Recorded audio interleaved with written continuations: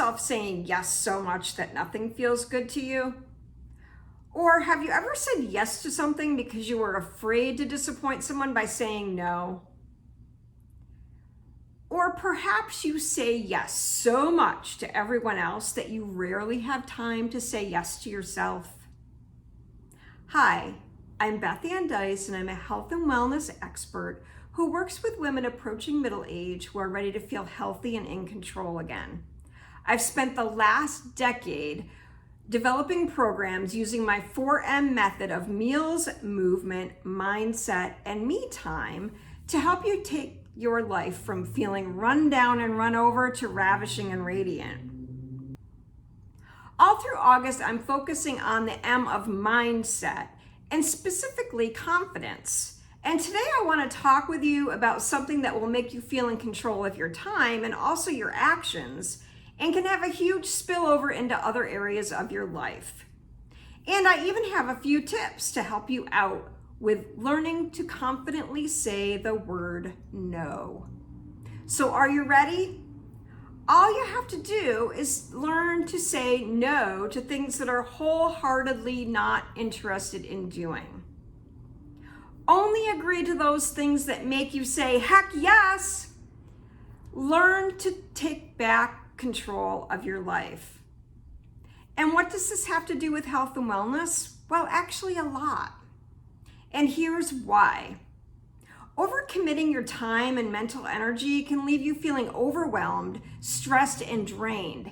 It can even take a toll on your wallet as well as your health.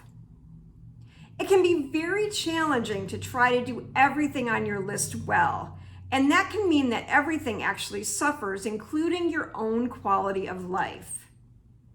And more importantly, your self-care suffers. So here are some tips on how to say no. First, you want to think about what your priorities are. Better relationships, your family, your health, maybe your career.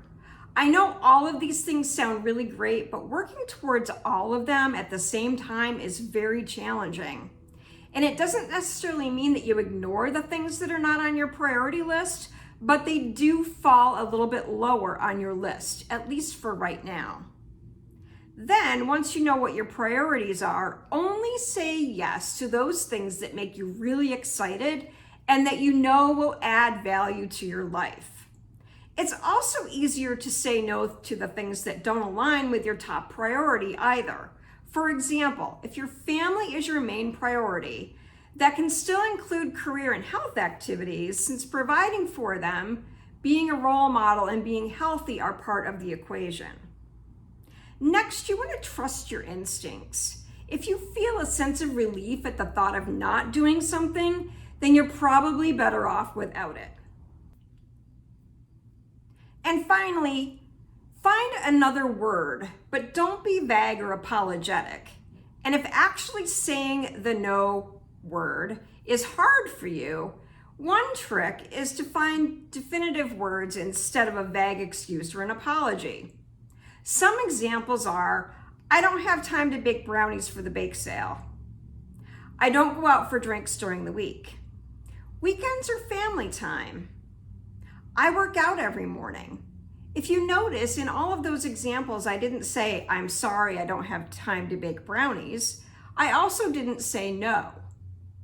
Using that language helps you set clear boundaries, which means people are more apt to understand and to give you less pushback when you do say no. So in closing, remember that along with your health, your time is one of your most precious resources. You can't get your time back once you've given it away, and time is the only non-renewable resource that you have. So guarding your time is one of the best ways that you can take care of yourself. I'll see you next week for next week's edition of Wellness Wednesday, where we'll continue to talk about mindset and confidence. And for more tips on body confidence, pick up my newest e-guide, the Body Confidence Guide, by using the link above. I'll see you next week, and in the meantime, make your mid-years your best years.